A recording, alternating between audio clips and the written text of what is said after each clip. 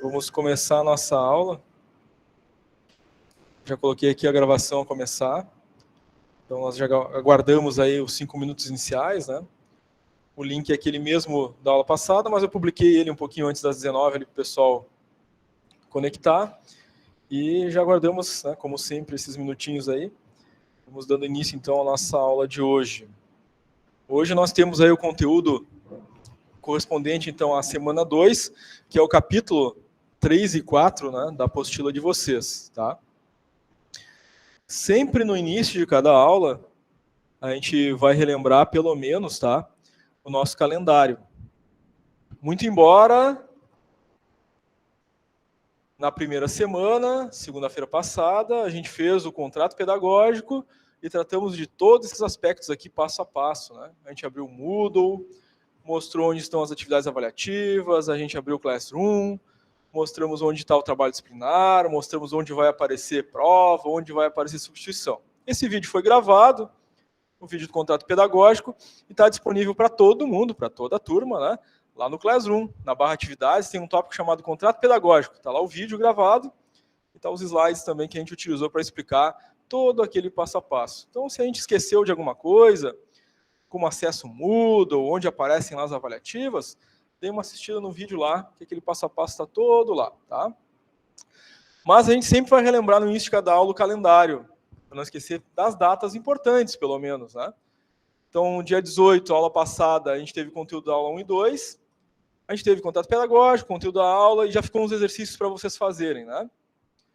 E aí já está aberta, né, desde o dia 18, daquela segunda-feira, a atividade avaliativa 1 no Moodle, valendo os 2 pontos da N1.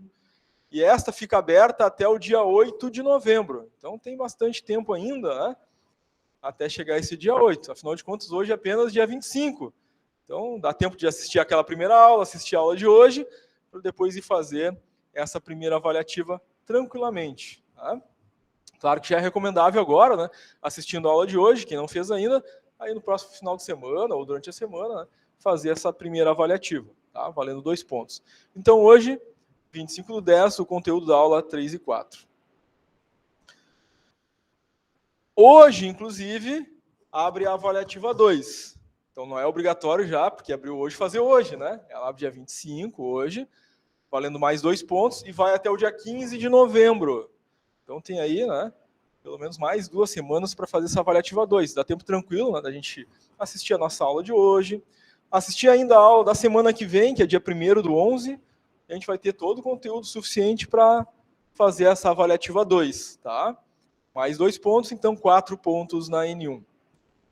Então, com essas 3 primeiras aulas, a gente vai ter os 6 capítulos, né, da nossa disciplina, sendo que lá no dia 8/11, então essa avaliativa 2 ainda dá para esperar até a revisão, quem quiser, né? No dia 8/11, a gente vai fazer uma revisão, né, desses 6 conteúdos, tá? Primeira parte da aula, uma revisão, intervalo, chamada, depois da chamada, exercícios. Já que nós sabemos, né, desde o nosso contrato pedagógico, que é essa divisão das aulas, né? A gente vai ter conteúdo, intervalo, chamada, depois exercícios. Na revisão vai ser a mesma coisa, tá? A diferença é que a revisão, a gente vai, enfim, rever este conteúdo, mas com foco especial em nos prepararmos para a prova que acontece no dia 15/11. Mas na N1, né, não são só os 4 pontos das avaliativas. Nós temos os 6 pontos do trabalho, tá? Para fechar os 10 pontos da N1. E este trabalho entrega até o dia 13. Já está disponível ali no Class para vocês, né? Pergunta? Dia 15, né? Nós temos um feriado aí, mas a prova ocorre normalmente, é no sistema, né? No sistema. Aí, tipo, a escola não vai estar aberta aqui, mas lá no sistema tem a prova aberta. Tu está em casa, pelo computador, tu abre e faz a tua prova normalmente. Isso. Só não tem, no dia da prova, não tem aula, né? Tem só a prova mesmo, tá? Então, os 10 pontos da N1. 4 das avaliativas no Moodle, ead.qi.edu.br, e os 6 do trabalho, que tem aquelas 2 etapas, né? Uma é o mapa mental, a outra é a reorganização daquele layout. Muito bem. Lá no dia 15/11, que é a prova final, são 15 questões sobre todo o conteúdo da disciplina. Então, são 6 aulas, né? 6 capítulos, melhor dizendo. Esses 6 capítulos é que vão estar presentes aí, né? Com questões nessa prova no dia 15 do 11. Antes das 19 horas, nesse dia 15, vai ser postado para vocês no Classroom as instruções da prova e o código da prova. Então, vocês vão acessar o Classroom, ler as instruções, copiar o código. E às 19 horas, aí sim vai aparecer lá no Moodle, né, a prova. Antes das 19 horas, não aparece a prova. Então, o pessoal entra ali 10 para as 19 horas e, não está a prova, já tenta ligar para a escola, saber o que está acontecendo. Calma, calma. Abre só às 19 horas, tá? E aí sim, 19 horas, acessou o Moodle, abaixo da semana 1, 2, 3 e 4, aparece lá prova avaliativa final. Tem várias ali, né? Tem prova de segunda, terça, quarta, quinta, sexta, e vocês vão entrar na de segunda à noite, que já vai ter acontecido da turma da manhã, né? Então fiquem bem atentos em relação a isso neste dia, tá? Clicou na prova da noite, de segunda, inseriu o código, vai abrir as 15 questões. Faz as 15 questões, ao final, salvar e enviar, e automaticamente o sistema já dá a nota que vocês ficaram na N2, tá? A ideia é que, somado então a nota da N1 mais a N2 dividido por 2, pelo menos, né, a gente fique com uma nota superior a 6, né? O mínimo de aprovação é 6, vai de 6 para cima. Abaixo de 6, temos uma substituição. Então, fiquei abaixo da média, reprovaria por nota. No entanto, lá no dia 4 do 12, é um sábado, às 9 da manhã, essa não tem código, né, prova de substituição, entra lá, 4 do 12, às 9 da manhã, no Moodle, abaixo da semana 1, 2, 3 e 4 e da prova final, vai aparecer, a partir das 9 apenas, a substituição. Tá? 15 questões também sobre o conteúdo da disciplina, valendo 10. Faz a prova de substituição, tira lá, digamos, 8. Esse 8 vai substituir a menor nota que vocês ficaram, ou na N1 ou na N2. A menor entre as duas, para somar com a outra e atingir a média, então. Tá? Espero que ninguém precise fazer substituição, né? O processo avaliativo da disciplina é bem tranquilo, tem bastante prazo, tempo para fazer as coisas, né? Então, acredito que não seja o desejo nem a necessidade, né, de fazer a substituição. A substituição acaba acontecendo para quem teve alguma coisa muito, né? No dia da prova, faltou luz em casa, não consegui entrar, não tive acesso, né? Não tive como fazer a prova, né? E a prova é programada no sistema, é para todas as turmas de todas as escolas, né? Naquele dia, naquele horário, né? Então não tem programação individual, né? Não tem como abrir depois, né? Nenhum professor tem acesso, isso é feito diretamente pela escola. Então, por isso tem a substituição, né? Para essas situações, ela não conseguir fazer a prova no dia, então faz a substituição depois, lá no dia 4 do 12, tá? Em relação, gente, a essas datas, esse processo avaliativo, alguém tem alguma pergunta que gostaria de fazer? Alguma dúvida? Tranquilo? Tudo certo? Tranquilo? Pessoal que está online. Tranquilo, gente? Alguém quer fazer alguma pergunta? Acredito que não, né? Quem está online, sempre que desejar, quiser fazer alguma pergunta, habilita o microfone ou manda pelo chat, tá? Para a gente ir conversando. Então, vamos começar o nosso conteúdo de hoje. Vamos começar por layout. E olha, não é que o layout é um assunto lá do trabalho disciplinar. Né? Na aula passada, um dos últimos temas que a gente trabalhou foi mapa mental, tá? Que era a primeira etapa do trabalho. Hoje a gente começa o nosso conteúdo com layout, que é a segunda etapa do trabalho disciplinar. Tá?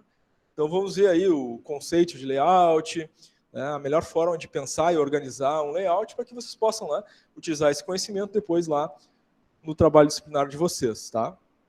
Então, primeira coisa sobre layout, o que é o layout? É um arranjo físico. Layout é uma palavra de origem inglesa, né? E aqui nos nossos livros, em língua portuguesa, muito embora alguns autores utilizem a palavra layout, o mais frequente, né, é a gente utilizar arranjo físico. O que é o arranjo físico? É a organização do espaço físico. A melhor forma, a melhor organização desse espaço físico, pessoas, máquinas, equipamentos, né, corredores, tamanho das salas, aberturas de janela, aberturas de portas. Né? Tudo envolve, então, essa organização. Tá? Então, arranjo físico é a disposição desses objetos, né? Máquinas, equipamentos, móveis, utensílios, dentro do espaço de trabalho, seja um espaço administrativo, comercial, um laboratório, uma fábrica, é esse arranjo físico. Tá?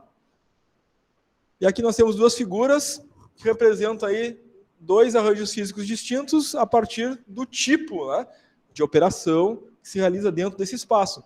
Nós temos aqui um espaço administrativo, que é um escritório, claro, né, tem ali os objetos próprios dessa atividade, armários, cadeiras, mesas, computadores, estantes, organizadores, enfim. E a gente tem que obedecer, então, né, aos princípios e a lógica do melhor layout para o espaço correspondente.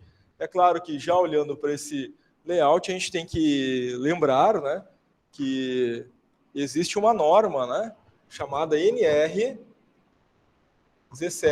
que trata de ergonomia.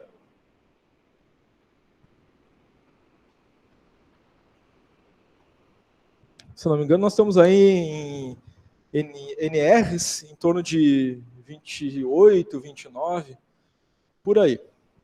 Até pouco tempo atrás era apenas 26. Mas uma delas, já faz tempo que tem, né? É NR17. Quem quiser pesquisar, estudar e depois ler com mais calma, é bem interessante. Ela vai tratar, inclusive, tá? Qual o tamanho do encosto ideal para aquela cadeira que está ali naquele escritório. Porque para as pessoas, para os indivíduos, a gente precisa... Um dos conceitos, né, uma das situações referentes a layout é estabelecer a melhor forma de trabalho e aquela forma que garanta, inclusive, o melhor aspecto, né, de bem-estar e saúde dos trabalhadores dentro daquele espaço. Isso reflete no resultado. Então, sim, né, tem uma altura ideal para a cadeira, tem uma largura ideal para o encosto, né, onde a pessoa se recosta as costas, tem uma altura ideal para a mesa, para que a pessoa não precise ficar curvada, né, a mesa muito baixa, por exemplo. Claro que a cadeira já é ajustável para isso, mas também tem uma altura ideal para as mesas. Tá? Existem motivos pelos quais também, né, se decide ter cadeira fixa, cadeira com rodinha, mesa fixa, mesa com rodinha, para melhor a organização do próprio espaço e limpeza desse espaço. E aí nós temos, né, um outro elemento que se alia ao princípio do layout, que é o programa 5S, que é uma ferramenta de origem japonesa, originariamente com 5S, depois, né, ela teve um plus aí, foi para 8S. Mas, originariamente, criada pelo Kaoru Ishikawa, o mesmo autor lá do diagrama de Ishikawa, diagrama espinha de peixe, ele também é o criador do programa 5S. Lá da década de 50, no Japão pós-guerra, o Japão tentando sair daquela situação de crise, eles, engenheiros e, né, especialistas, estudiosos, cientistas, criaram diversas formas, né, de lidar com os espaços, os recursos, e o Kaoru Ishikawa criou algumas ferramentas de gestão, entre elas o 5S, em que um dos princípios é a organização. Um dos S é a organização, senso de organização. Então, para organizar bem o espaço, eu posso ter a necessidade de deslocar esses objetos, né, e ter uma flexibilidade desse layout. Então, aquela mesa não necessariamente precisa ser fixa. Em algum momento, eu posso ter que reduzir a quantidade de mesas naquele espaço, reorganizar aquele espaço para usar aquele espaço para uma outra situação, uma reunião, por exemplo. Então, geralmente, tá, no programa 5S, não só as cadeiras, mas as mesas também têm rodinha. Se eu precisar deslocar elas para transformar aquele espaço ali em um espaço de reunião e colocar outras cadeiras e reunir o pessoal, dá para usar. Então, esse senso de organização é um senso de otimização também, lógico, do espaço. Há no 5S um outro S, que é o senso de limpeza. Claro que as rodinhas nas mesas, estantes, cadeiras, também facilitam esse processo. Então, é muito mais fácil, né, do que levantar um móvel e deslocar ele para um outro espaço, para poder limpar. É muito mais fácil empurrar só, porque ele tem rodinha. Então, esse senso de limpeza se alia também ao senso de saúde. né? Saúde e bem-estar do trabalhador, que é um outro senso. E aí a gente está cuidando da saúde das pessoas, não estão carregando peso, evitando então lesão, né, na lombar, né, ou na estrutura musculoesquelética por estar carregando peso a mais. Inclusive, tá? Na NR17 nós temos lá, dentro dessa norma, um percentual ou um número específico, tá?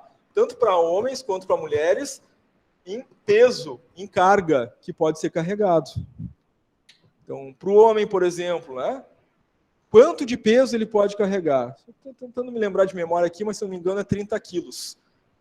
Uma caixa, né, por exemplo, com 30 quilos, com peças.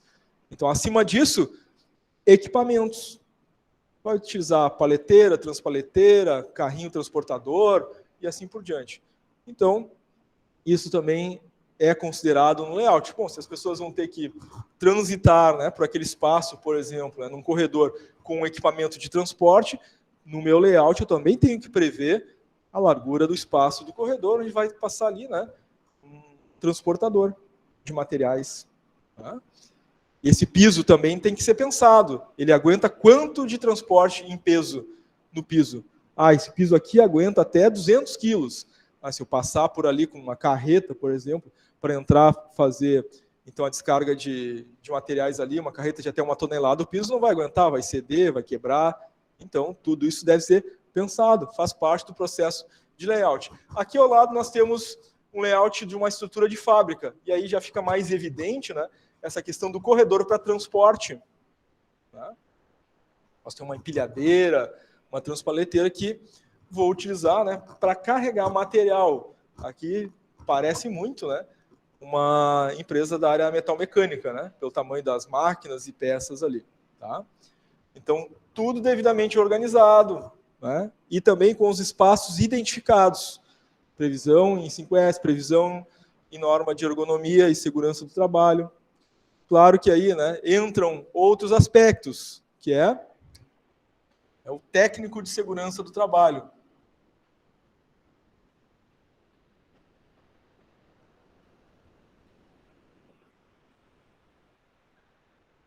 E também o subsistema de RH, saúde e segurança do trabalho. Obviamente que aqui, esses espaços que estão identificados com faixas amarelas indicam alguma coisa. A segurança do trabalho estuda o espaço, os riscos e determina, olha, aqui onde tem faixa amarela, daqui para lá, não entra ninguém que não seja dessa área, que conheça aquilo que está sendo feito dentro daquele espaço. Então, pessoal administrativo que vai passar pela fábrica, não pode sair dessas linhas amarelas aqui, tem que andar dentro daquele corredor. E não conhece, não sabe o que está sendo feito dentro daquele espaço, entra ali, daqui a pouco sai um braço mecânico e pum! Né? Pronto, um a menos para pagar, um a menos na folha de pagamento, custo a menos, né? Mas existe um motivo, né, pelo qual as coisas foram pensadas e estão organizadas daquele jeito. Então nós temos aí, em termos de layout, várias coisas que a gente pode pensar e que tem influência nesse pensar o layout. Tá? Inclusive tem coisas relativas à norma, então a empresa pode receber uma multa se ela não cumprir com aquela norma, claro, né? Com relação à segurança do trabalho também é a mesma coisa. Tá? Então esse é o nosso start aqui sobre o layout. Objetivos, então. Vai ficar mais claro, né? A partir dessa introdução, da gente olhar para esses objetivos e entender, bom, isso faz sentido, então. Né? Otimizar as condições de trabalho, claro, faz sentido. Né? Um bom espaço organizado vai levar a um melhor resultado. Existe lógica naquilo, né? Com boas condições de trabalho, as pessoas transitam menos e talvez sejam mais produtivas, porque passam menos tempo carregando material ou transportando documentos. Racionalizar os fluxos de fabricação ou tramitação do processo.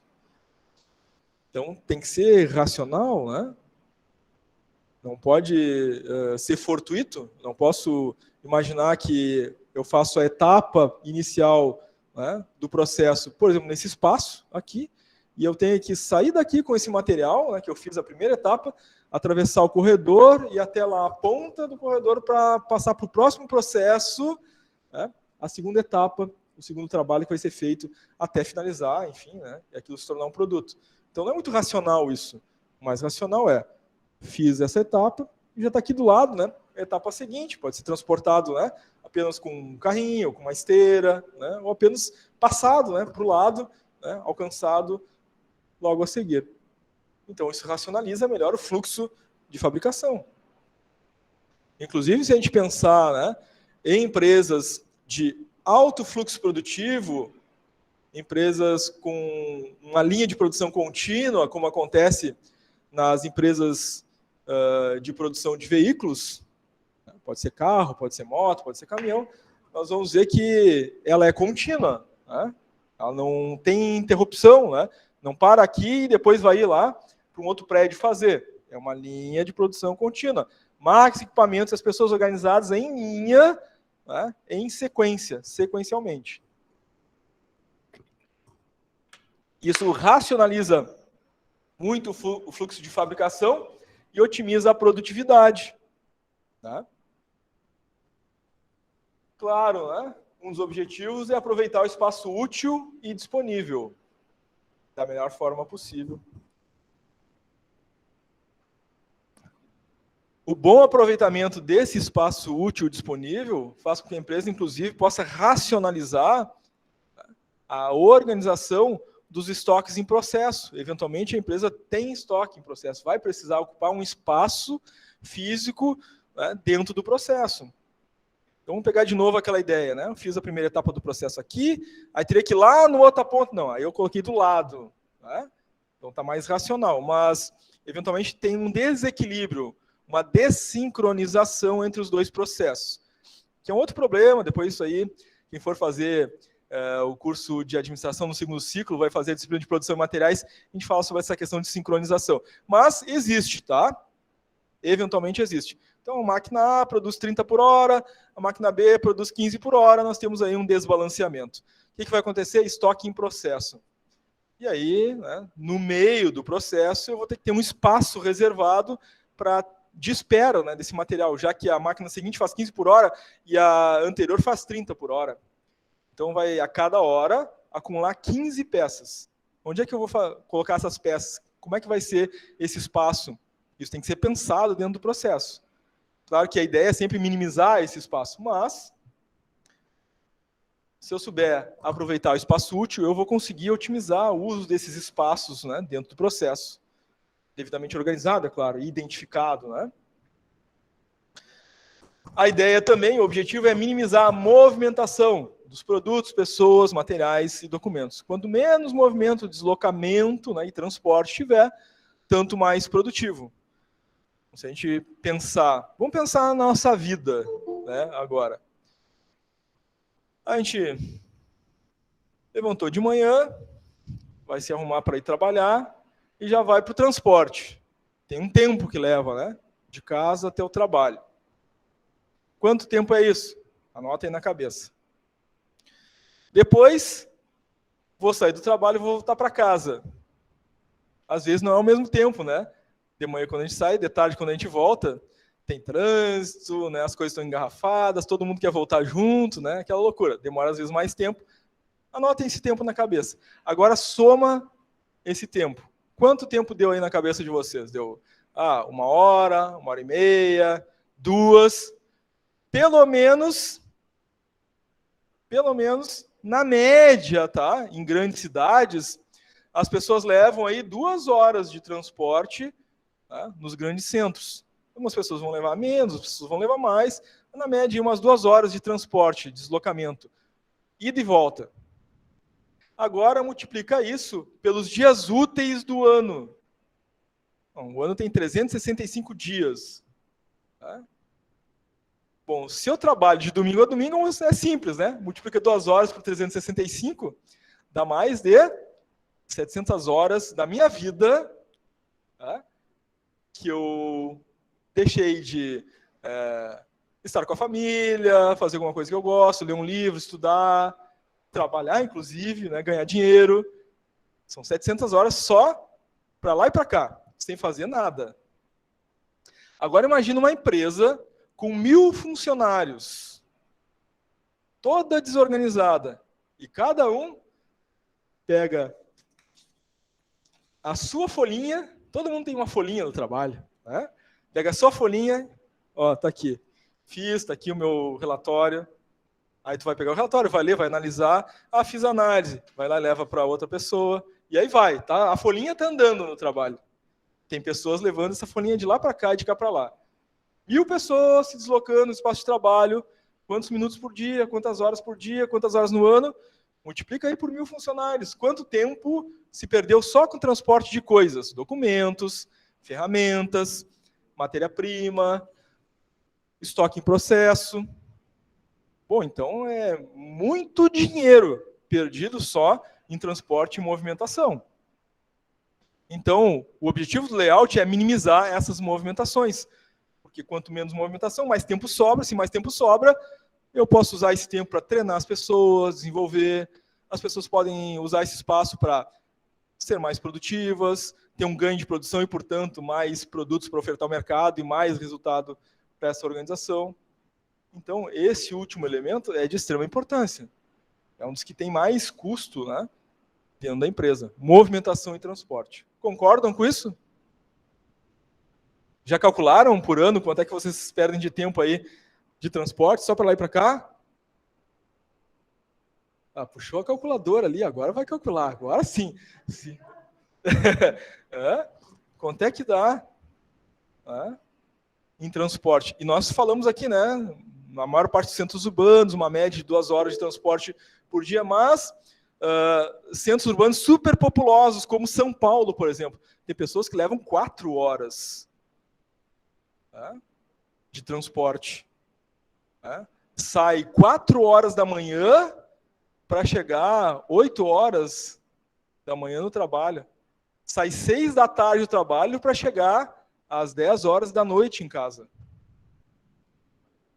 Grandes centros urbanos como São Paulo, isso é comum, é frequente. Então são 8 horas por dia. Já não é brincadeira. A Bia está colocando ali só de gasolina, vixe. A gente está falando só do tempo, né? Aí se for entrar na gasolina, aí, né, a coisa complica bastante, né? Então façam esse cálculo. Estou traumatizado. Façam esse cálculo, vocês vão ter uma ideia de tempo, né, que vocês desperdiçam. Mas se a gente parar agora para pensar na empresa onde a gente trabalha, lá no meu setor, trabalha eu, mais alguns colegas, talvez, né? Eu mais 3, mais 4, mais 5 pessoas. 5 pessoas. E agora a gente vai pensar tudo que a gente transita dentro da empresa num dia, nesse deslocamento. Quanto tempo a gente estava trabalhando e quanto tempo a gente estava transitando. Só deslocando material, ou só caminhando de um lado para o outro. E a gente vai ter uma ideia de quanto é o tempo produtivo e quanto é o tempo improdutivo. Né? E a gente faz essa medida. Ó. Tempo produtivo. Tempo improdutivo.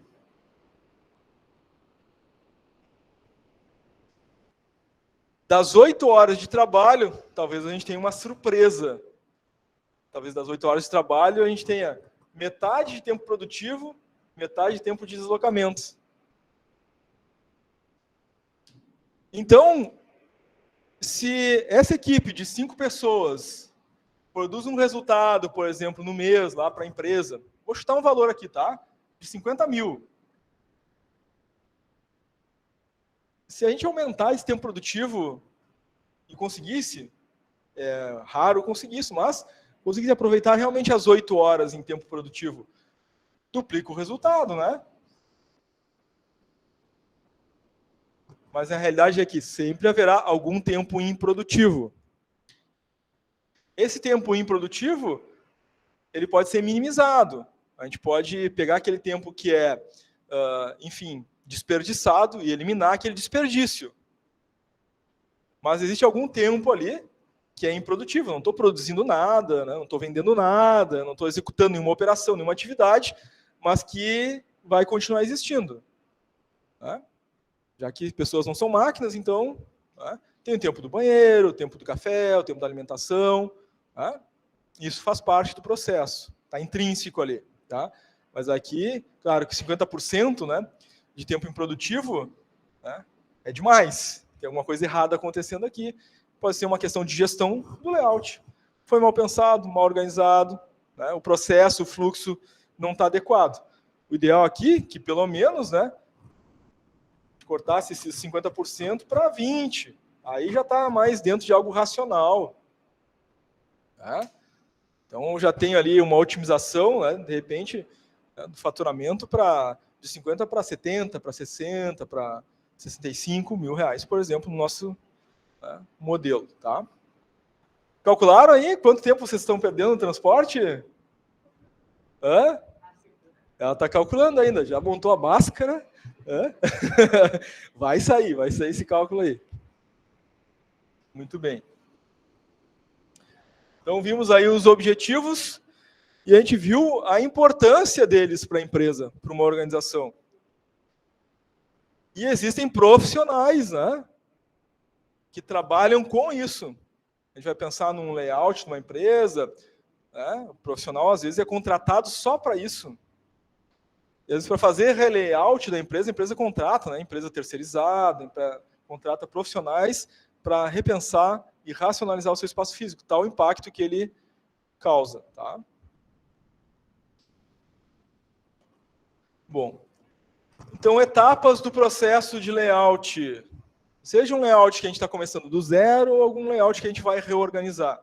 No nosso caso, nosso trabalho disciplinar, a gente vai reorganizar um espaço físico. Né? Então, claro, primeira coisa, levantamento. Analisar a estrutura que se tem.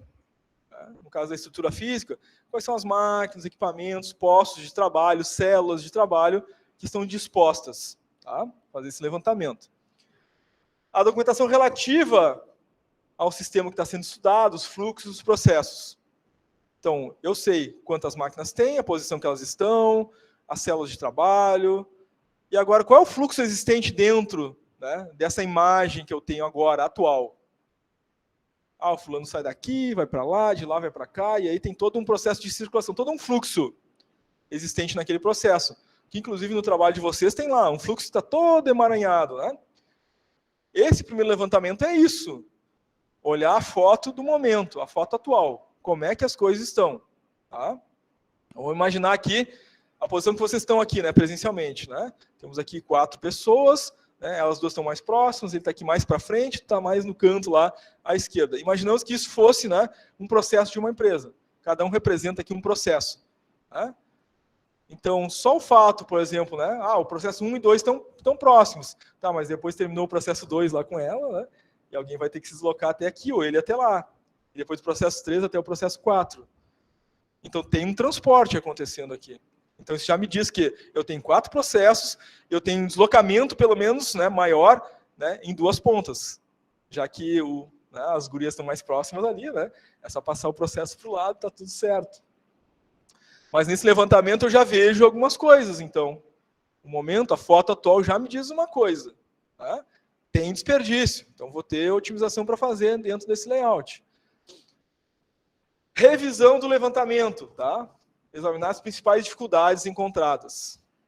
Então, claro, uma delas já foi, né, o espaço. Mas dentro do espaço eu posso ter, inclusive, identificação, né, de dificuldade de transportar materiais. Daqui a pouco, né, entre um posto e outro, não tem largura suficiente de corredor para passar, né, um transportador, uma paleteira, uma transpaleteira, né, um carrinho transportador, por exemplo, né, uma empilhadeira. E aí as pessoas têm que fazer esse transporte, né, carregando caixa, por exemplo. Não seria mais rápido uma paleteira? Não seria mais rápido, né, uma empilhadeira?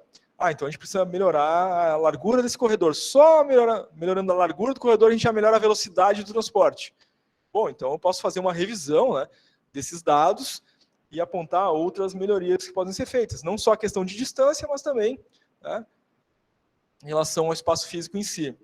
Planejar soluções para atender todas as necessidades. E aí, quando a gente diz atender todas as necessidades, agora eu vou lá naquele processo, né, o processo 2, vou conversar com ela. como é que é o teu trabalho? O que tu faz? Ela vai me relatar lá. Quais são as suas dores, os teus sofrimentos? Ela vai chorar, vai falar, aqui a minha colega não me ajuda, eu tenho que ir lá levar, o outro não vem buscar. Ela vai contar todo o drama dela. Perfeito.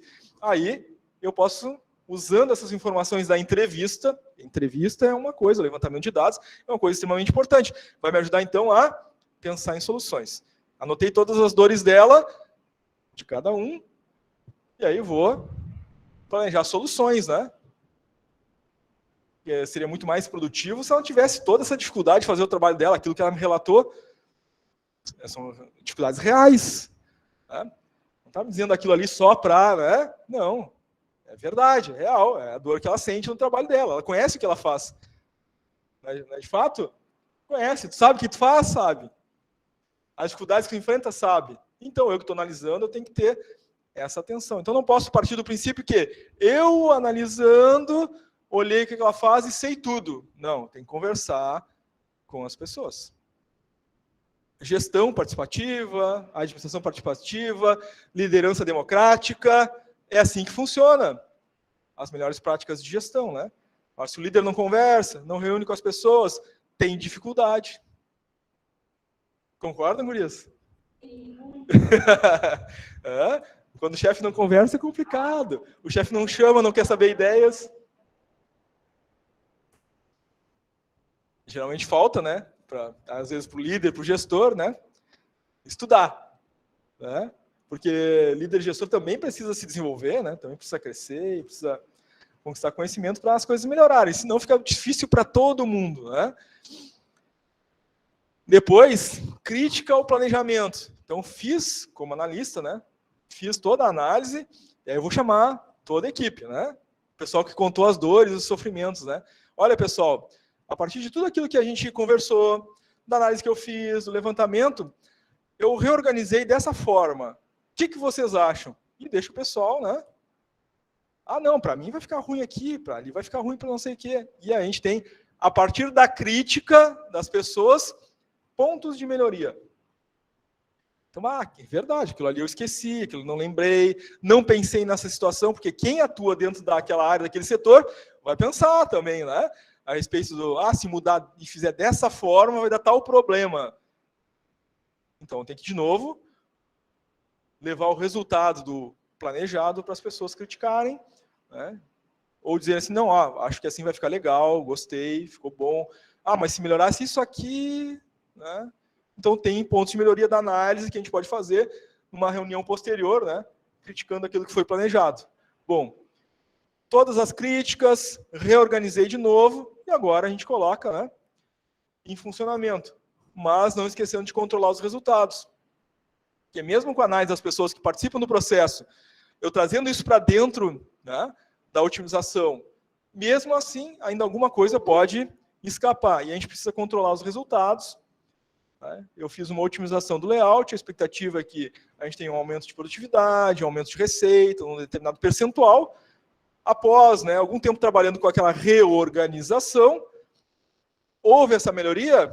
Quantos por cento? Eu queria melhorar lá mais 30% o faturamento, mais 30% de resultado. Melhorou mais 20%. Então tem 10% de gap para melhorar ainda, coisas que a gente deixou passar, vamos reavaliar. Então a gente retoma. Não conseguimos, deu os 30, deu 35, deu até mais. Então, perfeito, tudo que a gente pensou, né, trouxe resultado. Então, a administração, como vocês estão vendo, né, talvez desde o princípio do curso, é uma constante reavaliação e um constante, né, processo de melhoria contínua. Um ciclo PDCA, por exemplo, ele funciona bem desse jeito, né? PDCA. Ele é um ciclo, né? Começo com planejamento e vou até o agir. Deu certo? Perfeito. Analisa agora os próximos elementos e acho novos processos para reorganizar. E assim eu vou sempre buscar a melhoria. PDCA, então, é um ciclo constante, contínuo, né? Aquele símbolo que o pessoal gosta de tatuar bastante, né? Símbolo do infinito. Agora saiu da moda, o pessoal mudou já, né? Aí para disfarçar, o pessoal vai lá e tatua outra coisa, né? Pronto, mudou, é outra tatuagem, né? Ou vai com laser lá e apaga. As estrelinhas agora o pessoal está pagando, né? A estrelinha já faz uns 10 anos que era moda, agora... Então não façam tatuagem, depois tem que ficar pagando. É difícil, custa dinheiro, né? As gurias estão escondendo as tatuagens já ali, ó. Não, para fazer já é caro, né? Para pagar mais caro ainda, né? Então não vale a pena. Faz de rena. Depois sai no banho, né? Muito bem. Então, gente, são 5 passos. Então eu posso usar esses 5 passos para analisar lá aquele layout do trabalho. Perfeito, né? Faz essa avaliação. Tá? Vocês podem fazer aquele relayout e podem fazer aquele mapa mental lá do trabalho, vocês podem fazer em dupla, trio, se quiserem. Tá? Só a entrega individual, né? Lembra que a gente combinou isso lá, né? Então dá para fazer, as gurias querem fazer em dupla, estão sempre juntas, são amigas, irmãs, amigas, então podem fazer juntas. Vocês dois aqui podem se juntar também, fazer, se quiserem, ou fazer individual, enfim, cada um sabe. O pessoal que está online também, né? Tem ali o grupo do WhatsApp, querem se organizar ali entre 2, 3, 4 e fazerem juntos, façam juntos, sem problema nenhum. Só a entrega individual, né? Cada um vai abrir o seu arquivo e fazer o seu envio, tá? A Camila perguntou qual a diferença de layout para SWOT. Layout é a reorganização do espaço físico, tá, Camila? A SWOT é uma ferramenta de análise ambiental, onde a gente analisa as forças, fraquezas, oportunidades e ameaças das organizações. São ferramentas bem distintas assim, uma da outra. Tá? E aí, até elas não se conversam muito assim, né, nesse sentido. Não tem muita relação entre as duas. Né? O layout cuida do espaço físico. Né? A SWOT vai cuidar da análise de ambiente interno e externo, né? Forças, fraquezas, oportunidades e ameaças. Tá, Camila?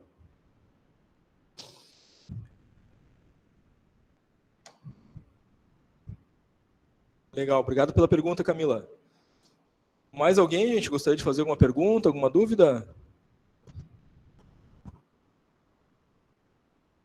Muito bem. Então, vamos aos tipos de layout.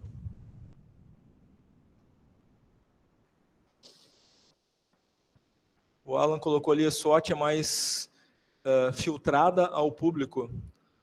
Mais uma análise daquilo que a empresa tem de bom e de ruim, né, Alan? Tanto interno quanto as ameaças, fraquezas ou oportunidades que estão no ambiente externo. Né? Muito usada no marketing, muito utilizada em planejamento estratégico. Né? A análise SWOT é muito comum nesses dois ambientes, assim, né, de gestão. Planejamento estratégico e também no marketing. Tá? Quem fez essa disciplina antes, né, antes da OSM, fez planejamento estratégico, deve estar relembrando aí da SWOT. Né? Mas quem não fez, está entrando agora, depois vai acabar passando pelo planejamento estratégico e vai ver a análise SWOT. Jéssica perguntando se vai ter exemplos de layout. Falamos sobre 2 ali agora, há pouquinho, tá? Tá, Jéssica? Falamos de 2 exemplos aí, do layout de escritório, né, e do layout de fábrica, tá? No trabalho tem já um layout lá, né? No trabalho é aquele layout que vocês vão reorganizar, tá? Não tem um exemplo, né? É aquele modelo que está lá para reorganizar, tá, Jéssica? Não sei se tu assistiu a primeira aula, né? Se não assistiu, eu recomendo ver lá o contrato pedagógico. A gente abriu o trabalho, a gente mostrou o layout que está lá dentro, é aquele lá que vocês vão reorganizar, tá? Obrigado pela pergunta, Jéssica. Muito bem, vamos aí aos detalhes a respeito dos tipos de layout. Tá? Então, nós temos aí o layout de escritório. E aqui ao lado tem uma figurinha em 3D ali. Aí eu quero indicar para vocês uma ferramenta que o pessoal gosta muito de utilizar, tá? Que dá para fazer layout, aquele layout planta baixa, que a gente vê, olha de cima para baixo, né? A organização do espaço. Mas tem, nessa ferramenta que eu vou indicar, dá para fazer layout nesse formato aqui 3D, né? Que é o Floor Planner. Tá?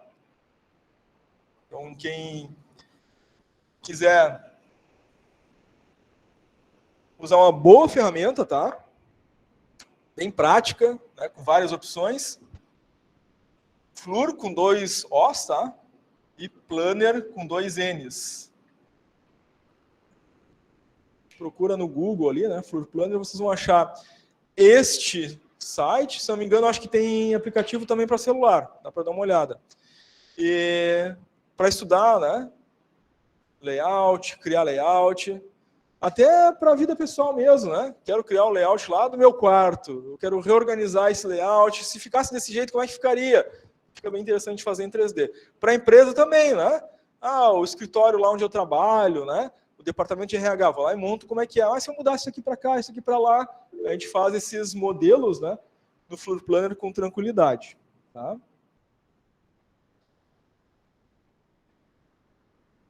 A Juliana perguntou o nome. Às vezes eu me esqueço que eu coloco ele no quadro e vocês que estão no online não conseguem ver, né? Vou colocar aqui no chat, tá? Floor Planner. Vou ver se acho que se eu abrir aqui na internet consigo compartilhar a tela com vocês.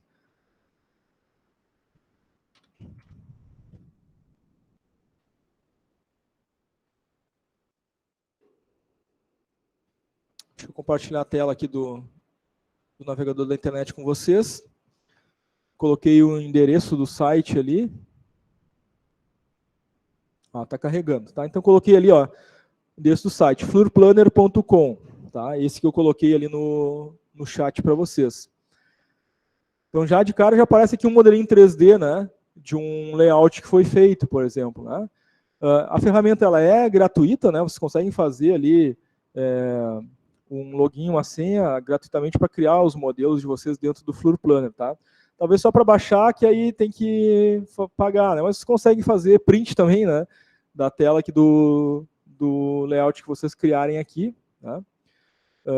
Dá para usar em tablet, computador, celular, né?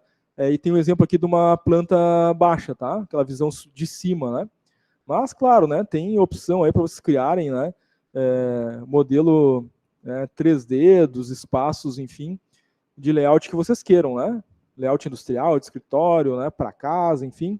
É bem bacana, uma ferramenta, embora seja em inglês, né, é bem intuitiva e rapidamente ali, uns 15, 20 minutos usando, né, os elementos básicos dela aí vocês já aprendem, né, a utilizar. E claro, né, navegador da internet dá a opção de traduzir também, né? Tem ali o tradutor, é só mudar, né, do inglês para o português ali, ele já automaticamente ali, né, vai acabar traduzindo para vocês, tá? O meu está desabilitado aqui, mas é uma ferramenta bem bacana, bem interessante aí para vocês, tá? Ó, já acabou de habilitar, então o site que era em inglês já ficou todo em português, ó. Tá? Certo? Não é o único, né? Mas é um aí que o pessoal gosta bastante de usar, tá? Muito bem. Vou voltar aqui para o nosso slide.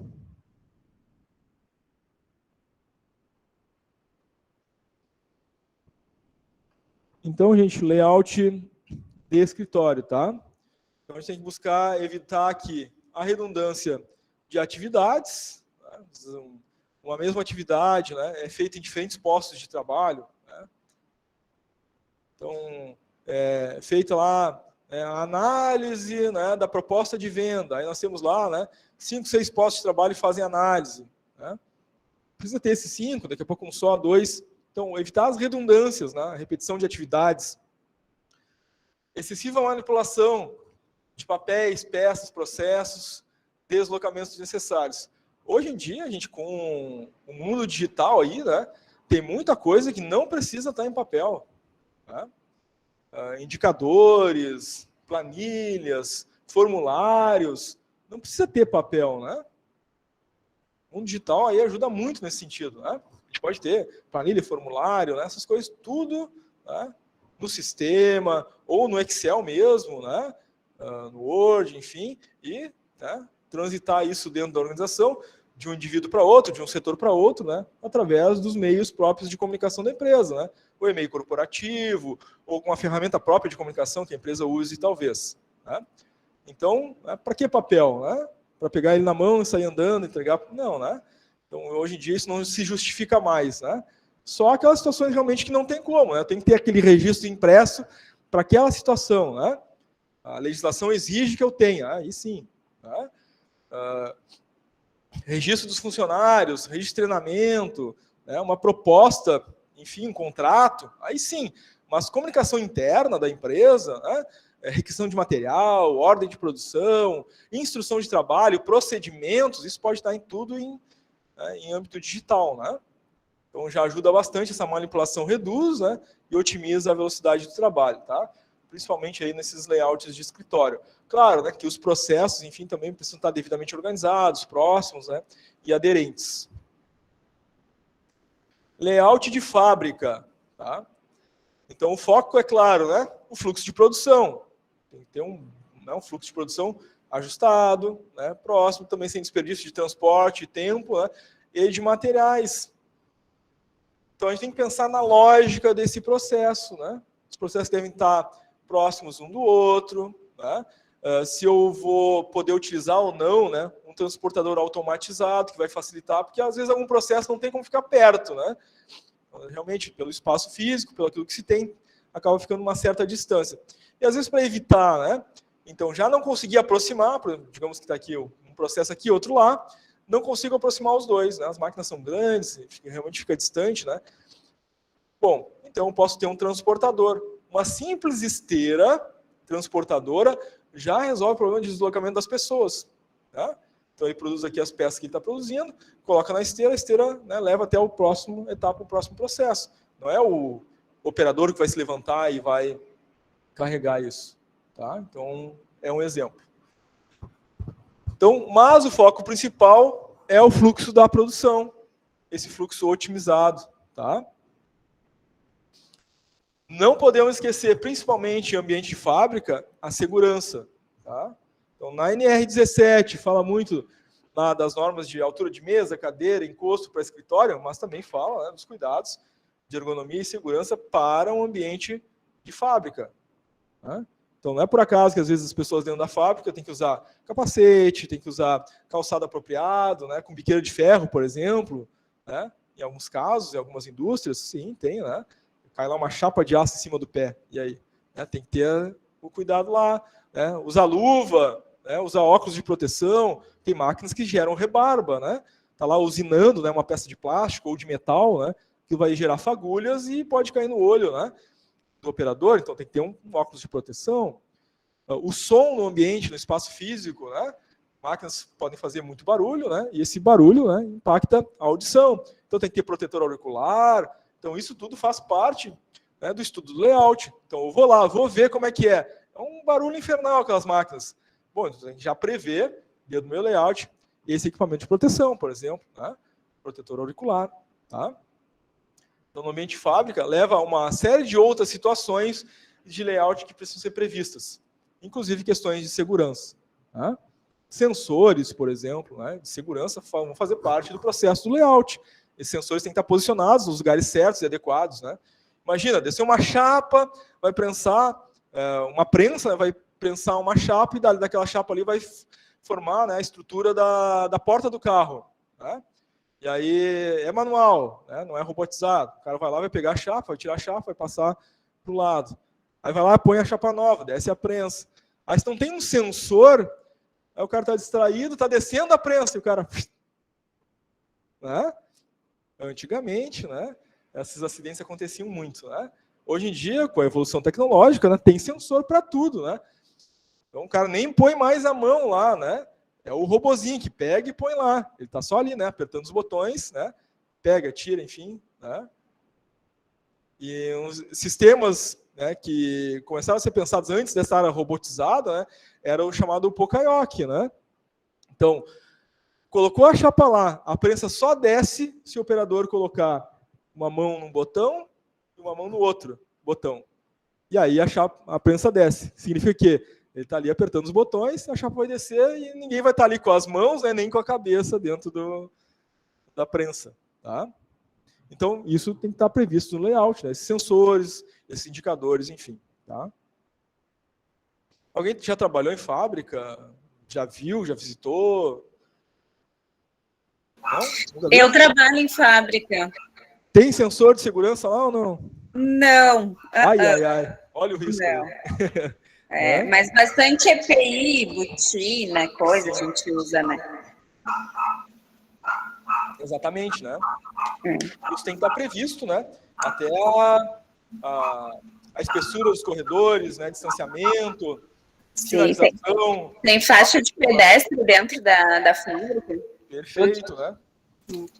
Tem que ter piso antiderrapante, às vezes, dependendo da situação, né? Para escada, para um corredor, porque também a gente tem que evitar, né?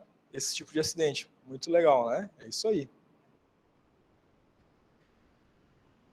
Bom, o layout de fábrica, né, ele pode estar organizado por processo.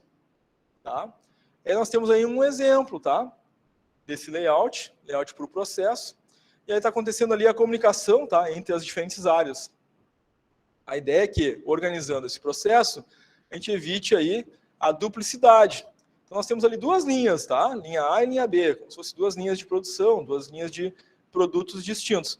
E esses produtos vão utilizar, né, esses processos, tá? Tem processo de fresagem, torno, furadeira, têmpera, abrasivo, até solda e inspeção. Então, um processo de uma empresa metalmecânica. Só pelo nome dos processos a gente já consegue identificar, é uma metalmecânica, tá? E a gente pode ter lá, por exemplo, numa linha, né, a chapa da porta, outra linha a chapa do capô, tá passando ali. E vai passar, então, né, por processos similares, mas não ao mesmo tempo, né, devidamente, né, sincronizado. Então, para evitar que a gente esteja ocupando a mesma máquina, por exemplo, né, para produtos diferentes, a gente tem que sincronizar esse processo e tornar ele lógico. Então, a chapa, por exemplo, né, lá, né, para determinada situação, vai passar primeiro num processo e a outra passa no outro. Aí depois troca, né? Porque aí a gente não está sempre, né, causando ali um acúmulo de material, ocupando espaço físico dentro desse layout, né, atrapalhando ali, né, a produtividade. Então tem que ter uma lógica e há uma distribuição. A linha A começa no número 1 ali, é o primeiro processo de pesagem. E a linha B não começa no 1, ela vai direto lá para têmpera. Professor, não dá dando para ouvir muito bem.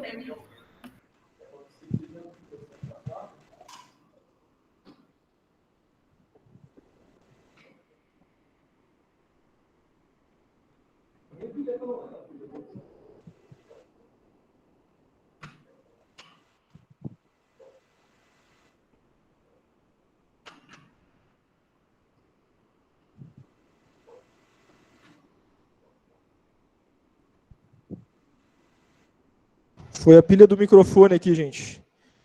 Descarregou. E aí tive que trocar aqui. Melhorou aí? Tá ok para vocês? Sim, agora sim. Certo, obrigado. O microfone, a pilha às vezes descarrega aqui, mas já está tudo certo. Então, claro, né? Existe ali uma sequência distinta entre as duas linhas para que não haja redundância ou repetição, duplicidade, que impeça a melhor produtividade. Então, a gente tem que pensar esse fluxo dentro do layout. E aqui são só duas linhas, tá? De produto. E tem empresa que tem, né, centenas de produtos, né, que vão ser programados ao longo do mês a serem produzidos, né? E essa lógica deve ser devidamente pensada também. Claro, que é uma linha de processo de fabricação de uma indústria, mas tem também os processos administrativos nas empresas onde a gente trabalha. E da mesma forma, né, acontecem esses processos distintos, né, que não podem ter também duplicidade. Normalmente a duplicidade sobrecarrega algum posto de trabalho. E aí a gente tem o chamado gargalo. Acumulou tudo ali. E aquele indivíduo, aquele processo não consegue dar conta de tudo. Então todo o resto fica, né, esperando, né, aguardando que aquele processo resolva. E tem um gargalo, está tudo duplicado ali, aí não consegue dar conta de tudo. Então tem que pensar, né, nessa distribuição para que não aconteçam esses gargalos. Né? Eu não consegui fazer meu trabalho porque emperrou lá naquele setor, naquele departamento. Né? Por quê?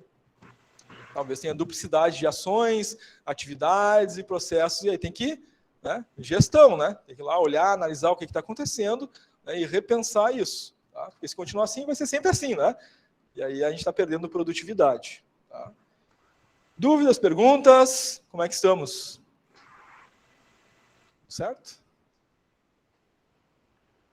Tudo certo. Legal. Todo mundo vai tirar 10 aqui. Só eu pergunto, tá tudo ok, tudo certo. Olha só, essa turma aqui. Hein? A minha expectativa vai ser aquele 10 na N1, 10 na N2, todo mundo. Sabe que esse é um sonho que eu tenho, né? Ainda não realizei. Toda a turma, todo mundo fica com 10 na N1 e na N2. Algumas turmas já chegaram perto. Umas ficaram bem longe, mas umas chegaram bem perto de todo mundo conseguir. É um desafio, né? Nossa turma aqui tem 57 na matrícula. Então, né? 57 pessoas, tirar 10 na N1, 10 na N2, ser assim um final de ano com chave de ouro. Né? Mas vamos combinar, né? Eu combino, vocês combinam também. Se a gente combinou, vai dar certo. Né? Não é assim? Tá certo. Olha aí, viu? Sempre tem alguém que ajuda a concordar. A minha parte eu já fiz. Ó, perfeito. Tem vários colegas aí que fizeram já a primeira avaliativa e tiraram nota máxima, né?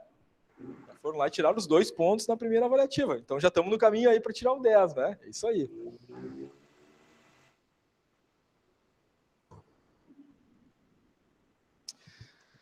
Bom, do layout por processo, agora nós vamos para o layout por produto, tá? Então, quando a gente tem produção contínua, é esse o tipo de processo que se utiliza, né? De produção, layout por produto. Aí eles são sequenciais, né? Muito simples nesse sentido, porque a lógica é, né? Processo 1 para o 2, o 3 para o 4, e assim por diante, até o final. É contínuo, ou seja, não tem, né, uma quebra, né, de lógica, né, ou de duplicidade em nenhum momento. Então, tem o produto A e o produto B, cada um tem a sua linha de produção. Então, não vai ter, né, duplicidade, necessidade de utilizar a máquina de um processo no outro processo. Tá? Então, a linha de produção do Mustang é diferente da linha de produção, né, do Chevette. Ah, nem é do tempo de vocês, né? Ninguém sabe o que é Chevette. Né? Tá todo mundo aqui, né, são jovens, né? Então, vamos pensar em outra coisa, né? A linha de produção, por exemplo, vamos pensar na área de serviços, né? A linha de produção de filmes é diferente da linha de produção de séries, né? Lá na Netflix. Então, a equipe que vai trabalhar lá e vai fazer, né, as etapas da produção de um filme é diferente das etapas da produção de uma série. Eles não utilizam, né, os processos, não utilizam, né, os equipamentos, cada um vai fazer o seu trabalho individualmente, não há aquele cruzamento que a gente viu no layout por processo. Tá?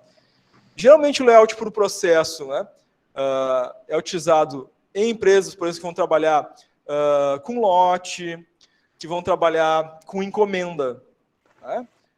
Empresas que vão trabalhar com esse layout por produto, de linha contínua, geralmente, então, é produção contínua, é alta escala produtiva. É produção de veículos, é produção de chapas de aço, é produção de vergalhão, né, de ferro, cimento. Né? Não se altera ao longo do tempo, porque a produção é contínua o tempo inteiro, os processos são sempre os mesmos. Tá? Bom, análise das rotinas. Tá? Então, em relação às rotinas, nós temos outras ferramentas de gestão para pensar nas rotinas e indicar para as pessoas que atuam nesses processos, nessa produção, seja lá na indústria, ou seja nos processos administrativos, nós temos um fluxo que indica, primeiro faz isso, depois faz aquilo, se acontecer tal coisa, tu vai por um caminho, se acontecer outra coisa, tu vai por outro caminho, até chegar à finalização do processo. Há um processo de vendas. O cliente entrou na loja. O que faz? O vendedor se aproxima. Próximo passo, pergunta se deseja ajuda. O cliente diz, aceito a ajuda. Aí o vendedor auxilia na escolha da peça, de roupa, enfim, do tamanho, da cor, conduz até o provador, e aí faz toda a condução com o vendedor. Mas se a escolha tivesse sido diferente, o vendedor se aproximou do cliente, o cliente diz, não preciso de ajuda. Aí o vendedor se afasta e fica aguardando. Né? Então, muda o processo de acordo com as ações, né, desejadas pelo cliente. Então, tem um fluxo alternativo nesse caso. E para isso, né, nós temos uma ferramenta gráfica que faz essa representação do fluxo do processo, que é denominado fluxograma. Então, que é uma ferramenta que a gente vai conversar agora. Tá? Luísa, teve alguns problemas? Tranquilo, Luísa, que bom que conseguiu conectar aí. Se perdeu algum trecho, tá, Luísa? Da aula, depois rever aí. Está sendo gravado, tá? Se perdeu o início, aí quando tiver disponível a gravação, é só esse trecho inicial que tu perdeu, tá? Mas que bom que conseguiu conectar aí. Certo? Muito bem, então vamos ver o que é o tal do fluxograma. Então ele é uma representação gráfica dos processos. Então lá tem figuras geométricas, símbolos geométricos, convencionados, né? Que representam algumas coisas. Então tem um símbolo lá que vai representar espera, um símbolo que vai representar documento, um símbolo que vai representar operação, uma atividade, um símbolo que vai representar uma decisão. Então essas coisas, símbolos, né, representam como esse processo está encadeado, a lógica, a sequência dele. Tá? E claro, né, temos as setas de ligação que indicam o fluxo desse processo. Está saindo de uma operação para um registro no documento. Tem uma seta ali indicando esse fluxo, tá? Sequencial. Muito bem. Então, são utilizados símbolos. Ele descreve de forma clara e precisa o passo a passo daquilo que tem que ser feito. Seja a produção de um produto, seja o atendimento de um cliente, um processo administrativo, um processo de vendas, um processo comercial, como atender ao telefone o cliente, por exemplo, como atender pelo chat. Tem lá toda uma lógica de fluxo de processo, que a gente pode utilizar para isso o fluxograma. Então, o fluxograma pode ser uma ferramenta que está dentro de um procedimento. Tem lá uma instrução de trabalho, uma instrução operacional, que diz como fazer aquele processo. E ali eu tenho um fluxograma que indica isso, né, de uma forma gráfica. Tá? Alguém quer fazer alguma pergunta, alguma dúvida?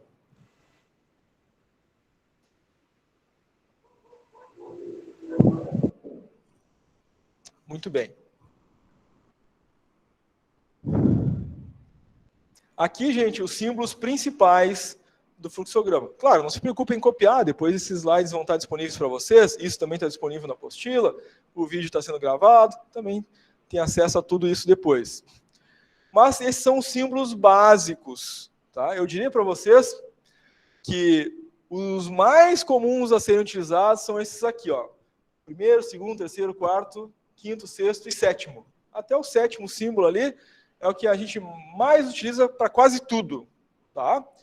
Temos, além desses, mais outros símbolos, né, gerais, bem específicos, mas no geral, então, aí, esses 7 primeiros que a gente mais utiliza. Tá? Temos o chamado terminal, mas é utilizado tanto para começar um processo quanto para finalizar. Tá? Que é aquela elipse lá, né? Esse símbolo assim. Então, vou iniciar um processo, está lá ele, início. Aí depois acontece todo o fluxograma, depois lá no final tem ele de novo. Fim. Tá? Então, é utilizado no início e no fim de qualquer fluxograma, que é o terminal. Tá? Ponto de início e fim de um fluxograma. Tá? Começou a operação aqui, terminou ali, né? Acabei meu processo. Depois a gente tem o retângulo. São tarefas, operações, atividades realizadas. Tá? Então, nós temos aí o retângulo que indica uma operação, um fato, algo, algum acontecimento. Tá? Nosso exemplo aí das vendas, né? Então, o início, cliente entra na loja. Pronto. É uma operação do meu processo. Sou vendedor, o cliente entra na loja, né? Fica esperto, está lá o cliente, né? Primeira operação. Já movimenta o processo. Depois a gente tem documento, tá? Ele é semelhante ao retângulo, ele só tem um ondulado na parte de baixo. Então ele tem esse ondulado, né? Na parte de baixo, que significa que é um documento. Então, por exemplo, entrou o cliente na loja, depois tem a operação de atendimento, eu vou emitir lá uma nota, né? Um documento, uma nota fiscal. Tá? Então, ele é utilizado para isso, né? Identificar as documentações. Ou um registro, né? Que é feito. Temos também o conector de fluxo, tá? Que é o círculo menor, o círculo pequeno. Tá? É usado para conexão de pontos de um mesmo fluxo. Então, digamos, né, que esse fluxograma é tão grande que eu não consigo finalizar ele na mesma página. Então, eu posso fazer um ponto de conexão de fluxo, né? Aqui terminou esse fluxograma aqui, e ele vai continuar numa outra página. Então, eu faço uma conexão de fluxo para uma outra página, por exemplo. Também pode ser utilizado para isso. Tá? As setas, é claro, né, indicam a direção do fluxo. Então, depois que o cliente entrou na loja, qual o próximo passo? Né? Oferecer ajuda. Então indica esse o passo a passo. Depois que o cliente entrou na loja, o que eu tenho que fazer como vendedor? Ir até o cliente, oferecer ajuda. Então, é uma sequência lógica, né? As setas vão indicar qual é essa sequência. Depois, a decisão, representada pelo losango. Tá? Eu ofereci ajuda para o cliente. Automaticamente, eu tenho uma resposta, sim ou não. Uma decisão do cliente. Tá? Então, posso conectar aqui com o losango, que é uma decisão do cliente. Sim e não. Cliente aceita ajuda? Sim, faço tal ação. Não, faço outra ação. Então, vou ter uma sequência para esse fluxograma, se sim ou se não. Tá?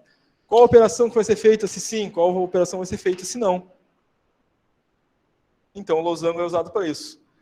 E o quadrado, tá? É uma conferência ou verificação de algum processo. Né? Então, terminou aquela etapa, né? O produto está pronto, né? Aí eu vou fazer uma operação, por exemplo, de controle de qualidade, verificar se o produto está arranhado, se, enfim, está amassado, por exemplo, alguma atividade de conferência. Aí eu utilizo o quadrado, tá?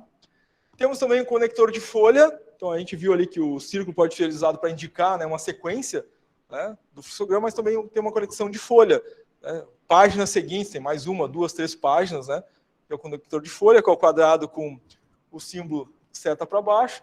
Depois temos arquivamento, né? Que são os triângulos, tá? Arquivamento definitivo ou arquivamento temporário do documento. Tá? Arquivo morto, por exemplo, né?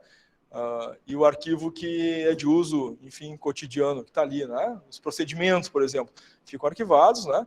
Dentro lá do material da pasta, que é utilizado no dia a dia pelas pessoas. Né? Então, tem um arquivo temporário. O arquivo definitivo são, né, documentos que já não vão ser mais utilizados no dia a dia, mas que podem ser solicitados, né? Uma necessidade legal, judicial, enfim. Tá? Esses são os principais símbolos. Tá? Temos aí dois tipos, o fluxograma vertical e o fluxograma horizontal. Tá? O fluxograma vertical, mais utilizado para processos produtivos, linha de produção, mas a gente viu, né? Isso aqui é um modelo vertical que eu estava fazendo com vocês. Ele também dá para fazer um processo administrativo. Mas ele é mais utilizado para processo produtivo. Ele pode ser dividido aí, tá, em grandes, né, processos ou menores processos. Ele pode ser tanto impresso quanto um formulário padronizado. E hoje em dia, né, mundo digital aí, a gente tem isso nos documentos digitais dentro do sistema organizacional. Tem um procedimento que está dentro lá do sistema. Então, o fluxograma está dentro desse procedimento, digitalizado, em meio digital, não é impresso. Mas, muitas empresas ainda utilizam, pelo menos, tá, o formulário padronizado impresso, geralmente no painel, né, na entrada do setor, do departamento. Né, tem ali, né, um painel, está lá a missão, visão, valores da empresa, está o organograma, está o fluxograma daquele processo, por exemplo. Aqui nesse processo se faz tal coisa. Está ali o passo a passo para todo mundo ver visualmente. Tá? Ele é simples, né? Pode ser rapidamente preenchido, é bem claro e de fácil leitura. Né? Então, em vez de eu ler um manual de passo a passo, né, de como fazer a atividade, eu olho esse fluxo todo e sei, então é assim, se acontecer isso, eu faço aquilo. E as coisas estão de forma gráfica devidamente identificadas. Bom, aí nós temos um exemplo, tá? De fluxograma, tanto vertical quanto horizontal. Vertical aqui, né? Demonstrando passo a passo, verticalmente, o que está acontecendo no processo. Horizontalmente, demonstrando quais operações estão sendo realizadas naquele momento. Então, tem horizontalmente ali as figuras geométricas que identificam qual é a operação. Tá? Então, aqui a gente está com um procedimento, né? Um pedido de fruta, por exemplo, uma fruteira, né? Ceasa, E aqui a primeira coisa, verificar o pedido. Item, nome, endereço, número da conta. Então uma operação. Então é um retângulo, né? Então está ali o símbolo do retângulo, é uma operação. E aí a gente vai fazendo, então, todas as operações. Claro que eu tenho ali a lista das ações que são feitas, né? Nesse pedido de fruta. Então tem todos os processos que são feitos durante o pedido. E eu vou identificando, né? Nesse fluxograma vertical aqui, tá? E aqui depois eu tenho a indicação, né, de quais sessões foram ativadas para esse fluxograma. Esse aqui é menos utilizado, menos frequente.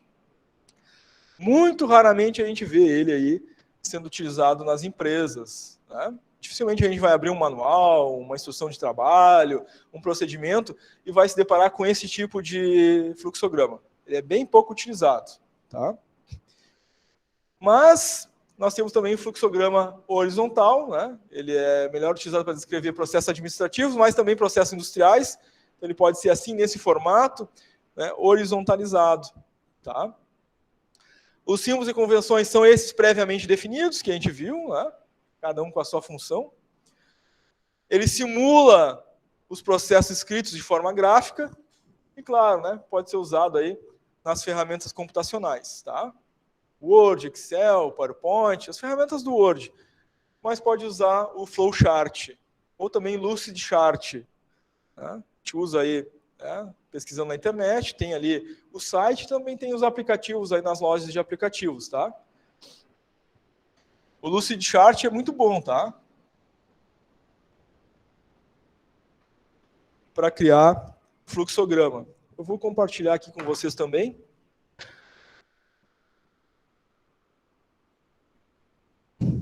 Já tinha deixado antes. Deixa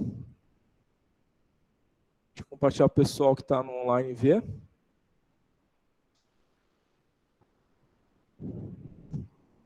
Tá, a gente já tinha deixado já a página do Lucidchart carregado, Lucidchart, Flowchart.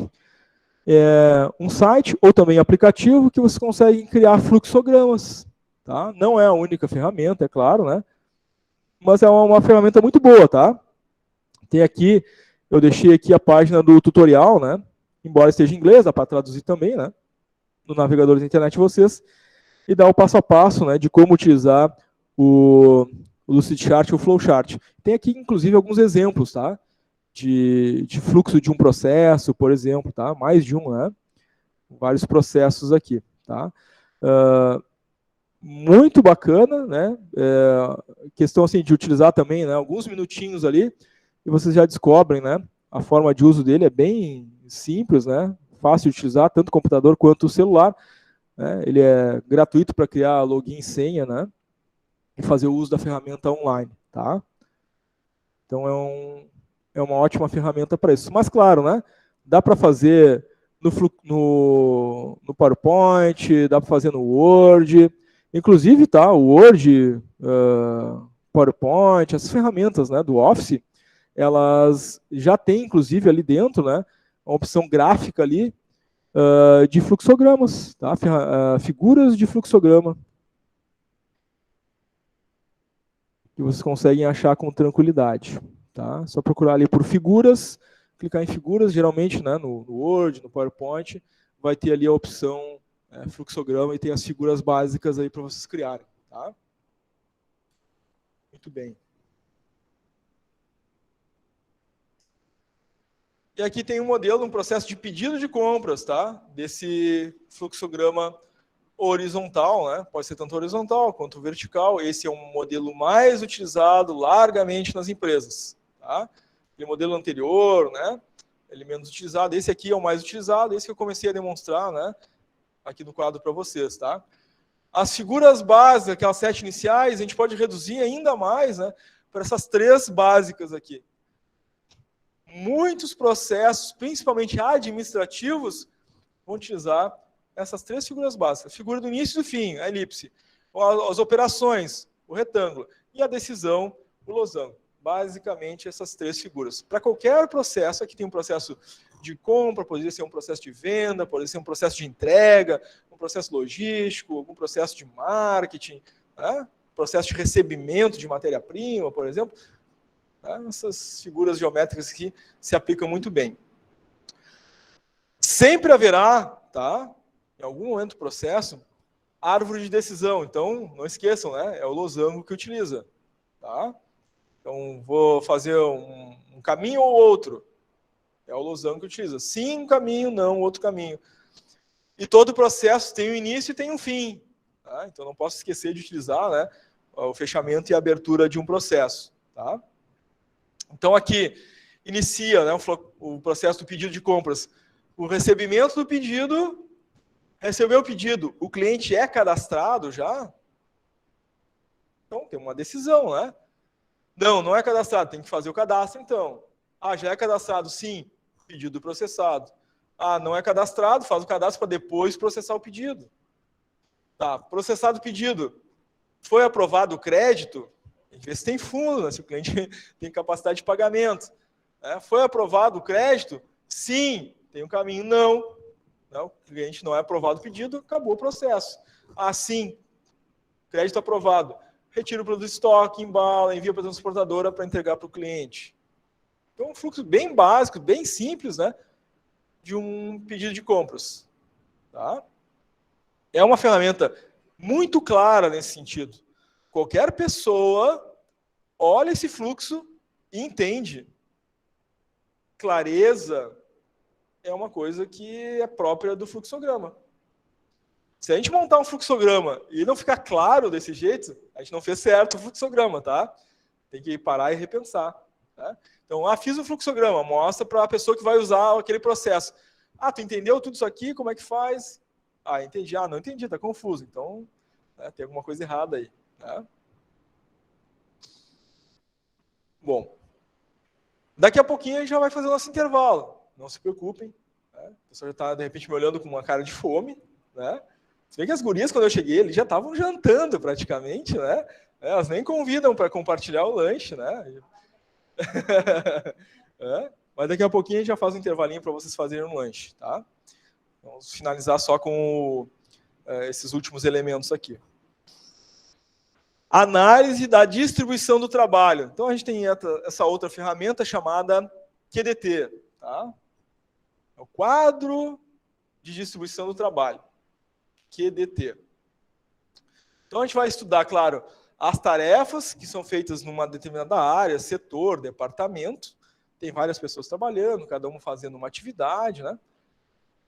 E dentro desse quadro, a gente vai registrar o tempo gasto por cada funcionário, qual a atividade feita por cada funcionário, porque isso nos ajuda a pensar naquele outro aspecto, né? Que é qual a quantidade de tempo útil e qual a quantidade de tempo inútil no processo. Isso vai me dar essa dimensão, né, de tantas pessoas estão trabalhando, quanto de tempo está sendo utilizado para efetivamente realizar operações e atividades, e quanto está sendo desperdiçado, entre aspas, aí, né, que dentro desse tempo que eventualmente é desperdiçado, tem tempo que é necessário, né, para as necessidades fisiológicas das pessoas, né, alimentação, né, enfim, e assim por diante. Então, ao fazer essa análise do QDT, eu vou ter o número, tá, das atividades, atividade 1, 2, 3, 4, 5 e assim por diante. Aqui nesse caso tem só 2 atividades, tá? Mas aí depende das atividades que são feitas em cada processo. A denominação da atividade. Então nós temos aqui uma atividade, a primeira delas é fazer cotação de preço. Quanto tempo no mês ou na semana é utilizado? Aqui é por semana, tá? Tempo na semana, 32 horas por semana. Então temos uma pessoa, um vendedor atuando, trabalhando, né? Fazendo cotação de preço, por exemplo. Eu utilizo aí essas 32 horas na semana fazendo essa atividade. É o tempo que ele tem para isso, tá? O chefe, o que ele faz em relação a isso? O chefe do setor, né, o líder, o gerente, tem uma pessoa que faz lá a cotação do preço, né? Aí o chefe, o que ele faz? Ele faz a verificação das cotações que foram feitas. Quanto tempo ele leva, né, por semana fazendo análise dessas cotações que foram feitas? Ele faz essas análises e leva para fazer isso 5 horas. Que o tempo que leva maior para fazer, né, é fazer a cotação, né? A análise é mais rápida. Então leva ali 5 horas. A tarefa, o comprador, tá? O comprador, o que ele faz? Consulta cadastro fornecedor, emite o pedido de cotação e executa a tomada de preço. Então nós temos ali, né, 2 horas para consulta de cadastro, emissão de pedido 5 horas, executar a tomada de preço 10 horas. Esse é o tempo que ele gasta na semana fazendo essas 3 atividades relacionadas com a cotação de preços. Então, para fazer cotação de preço, no mínimo ele faz essas 3 coisas, tá? Essas 3 atividades. Bom, dentro da questão da cotação de preço, temos ainda uma secretária, que depois vai fazer a digitação do pedido, e ela leva ali umas 10 horas para digitar esses pedidos. Então, nós temos ali 3 pessoas envolvidas, quem faz a maior carga, né, é o comprador, o chefe faz a análise e a secretária faz a digitação. Somando tudo, 32 horas, né, na semana são gastas para esse processo. São 44 horas semanais disponível, 32 são utilizadas para a atividade fim. Né, as outras horas, né, é hora desperdiçada, é hora, né, de alimentação, intervalo, né, para necessidades fisiológicas, ou não, né? O que está sendo desperdiçado de tempo, o que é tempo realmente necessário. Então, é uma análise interessante. Tá? Qualquer processo, qualquer atividade, a gente pode fazer esse quadro, né, de distribuição de trabalho. Tá? Depois aqui tem uma segunda atividade, que é fazer o mapa comparativo da cotação, julgar as propostas, e nós temos outras, né, atividades dentro desse processo de venda, por exemplo. Tá? Poderia ser ali, né, uns 10, 15, 20 processos, todos eles com essas responsabilidades dentro dessa área, e as pessoas realizam, né, essas atividades, e a gente tem essa dimensão de tempo. Tá? Muito bem. As etapas de análise, então, para criar o quadro, tá, de distribuição de trabalho. Claro, levantar as tarefas de cada pessoa. Tá? De novo, o exemplo aqui, né, da sala. Né, 4 pessoas, cada um faz uma atividade, então tem que ir lá, né, e verificar diretamente, objetivamente com as pessoas, né, o que elas fazem, né, não olhar só o formulário, usar o que está na descrição de cargos e salários, fazer o que aquela pessoa faz, né? Tem que ir lá conversar com o indivíduo, fazer esse levantamento também, tá? Com os colaboradores. Depois, fazer a lista das atividades. Conversei, pesquisei, né, analisei tudo, a documentação, a responsabilidade do cargo, conversei com a pessoa, conversei também com o gestor da área e do processo, e tenho lista de todas as atividades. Tá? Depois elabora o quadro, distribui as atividades no quadro e, claro, né, analisando o QDT, colocar, então, né, todas as atividades feitas, quem faz cada coisa e o tempo gasto, né, para fazer cada coisa naquele quadro. Muito bem. Agora, se eu for fazer uma melhoria, não só um registro de como a coisa acontece, eu vou elaborar um novo quadro. Então, fiz aquele quadro, né? Todas as atividades, o tempo gasto, e eu vi lá que das 44 semanais, né, 20 horas são utilizadas, 24 estão aí voando. Então, eu posso fazer um novo quadro, otimizando esse processo com a melhoria do tempo, de uso do tempo do trabalho das pessoas. Tá? Pessoas, máquinas também. Então, temos alguns modelos aqui, tá? Normalmente, esses modelos são, né, já internos dentro do sistema, hoje em dia, né? Mas antigamente se utilizava formulário mesmo, né, impresso para fazer essas análises, tá? Então, aqui, um formulário de levantamento de tarefa individual. Como é teu nome mesmo? Amanda. Eu vou lá conversar com a Amanda. Amanda, me conta o que tu faz. Qual é a tua atividade? Desde a hora que tu chega até a hora que tu vai embora. Tudo que tu faz. Então, eu vou fazer esse levantamento junto com a Amanda. Ela trabalha no departamento, setor, o nome dela, o cargo, a data que a gente está fazendo, né, essa elaboração. Eu vou fazer em ordem, tá? Todas as atividades que a Amanda me relatar. O que tu faz? A primeira coisa que tu faz no teu trabalho, Amanda?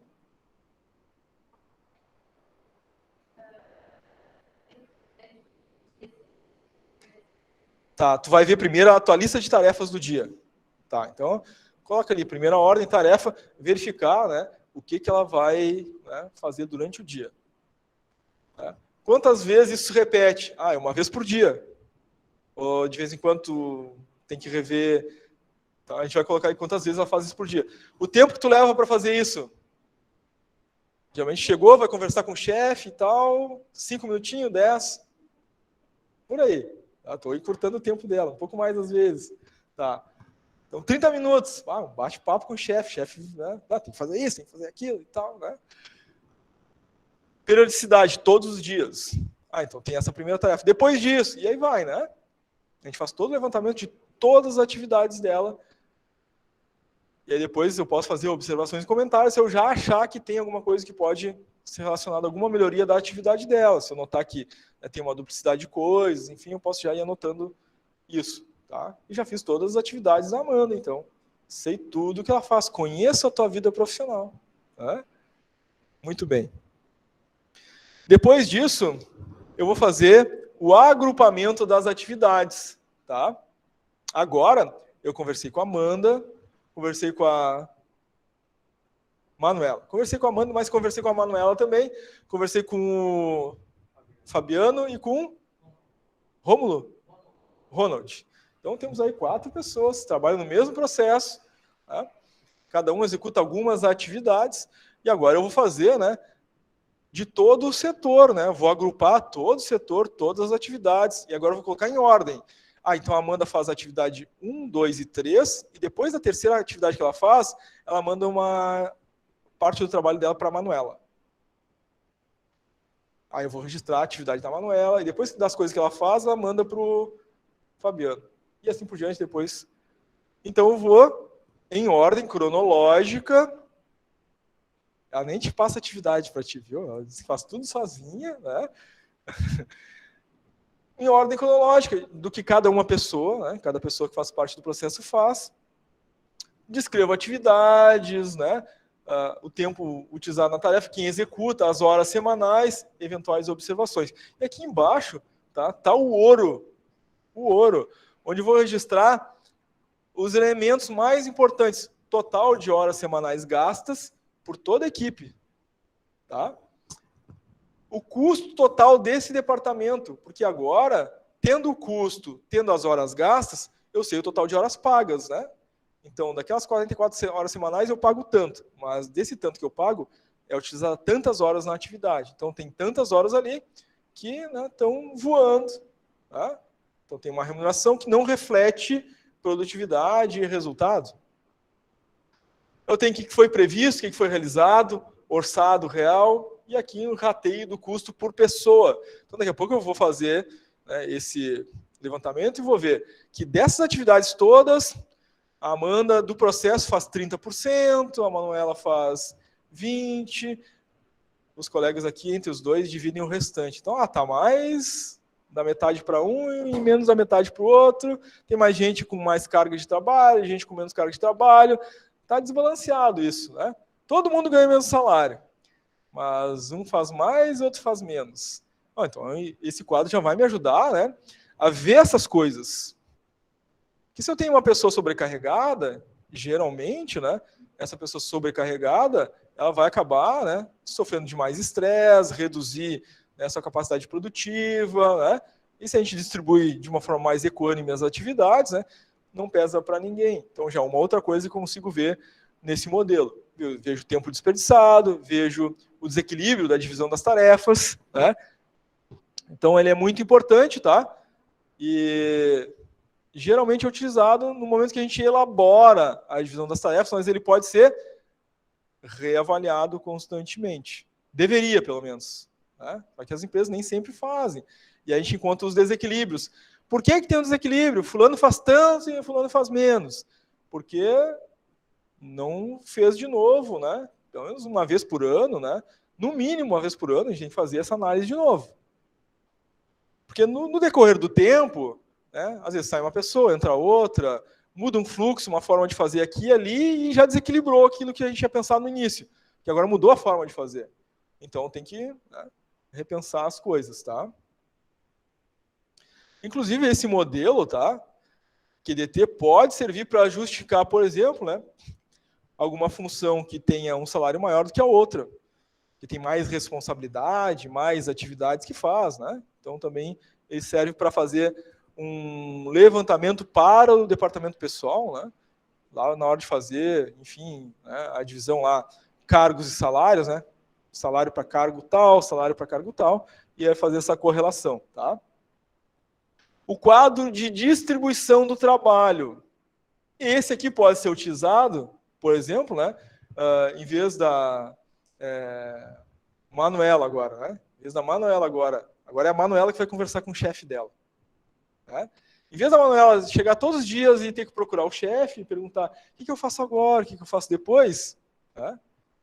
Ela fala, vocês duas fazem a mesma tarefa, estão na empresa juntas, é isso? Ou não? Não? Vocês são amigas da escola, não são amigas do trabalho, assim, que estão estudando. Tá. São amigas da vida, assim. Tá. Então, agora a Manuela, lá na empresa dela é diferente. Não é que nem na empresa. Ela vai na empresa dela, ela tem que perguntar para o chefe. Na empresa dela, não. O chefe lá já tem um quadro de distribuição do trabalho.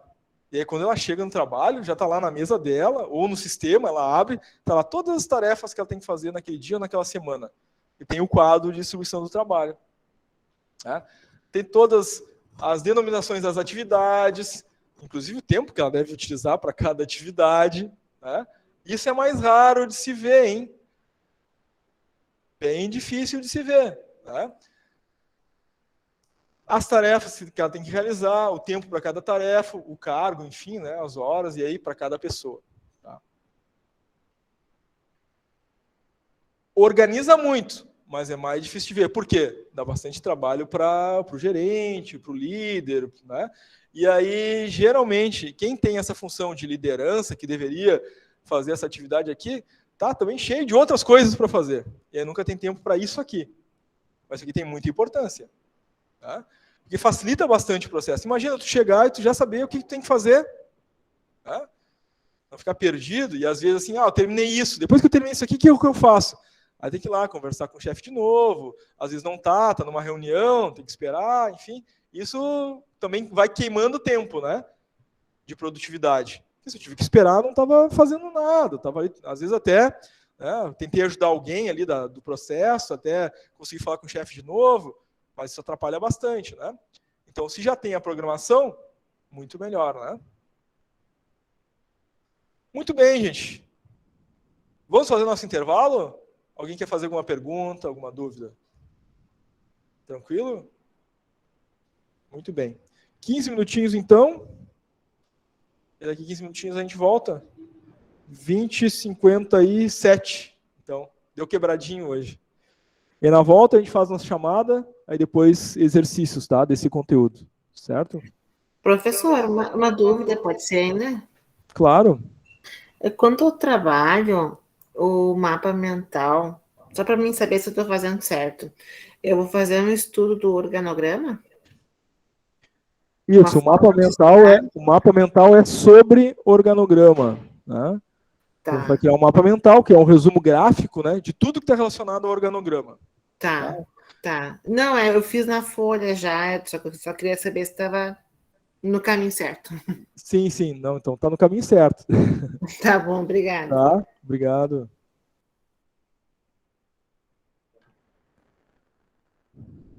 Então, uma dúvida. Sim, pode falar. O tamanho do layout que a gente vai fazer, ele tem algum tamanho específico ou precisa ser 3 peças, conforme Não tem um tamanho específico, tá, Jefferson? Tá, tem que... Pode ser várias peças? Pode ser várias, isso. Desde que fique o melhor layout possível, assim, em termos de fluxo e otimização daquele processo ali, tá? Como tem ali, eu vi, tem vamos dizer assim, o caminho ali, né? O 1, 2, 3, vários passos, né? Eu vou seguir aquele espaço para fazer o layout mais próximo possível, né? Mais produtivo. Exatamente. O foco ali é ser o mais produtivo possível, né? Ser o mais lógico e racional possível. Porque do jeito que está ali, né? Ele está bem confuso. Com certeza, muita coisa ali vocês vão conseguir reorganizar. No trabalho eu preciso fazer o mapa mental e o layout novo, né? Isso, só esses dois, tá? O mapa mental é a etapa 1 e a etapa 2 é o layout. E com os números, né? Indicando ali cada processo. Isso. Perfeito, Jefferson. Obrigado. Obrigada. Minha dúvida também era essa. Também era essa? Uhum. Que bom. A dúvida de um já ajudou o outro. Legal, gente. Então, durante o intervalo, eu fecho a câmera e o microfone, tá? E abro aqui de novo para a gente continuar às 20h57, tá? Até daqui a pouquinho. Vou ali tomar um café também.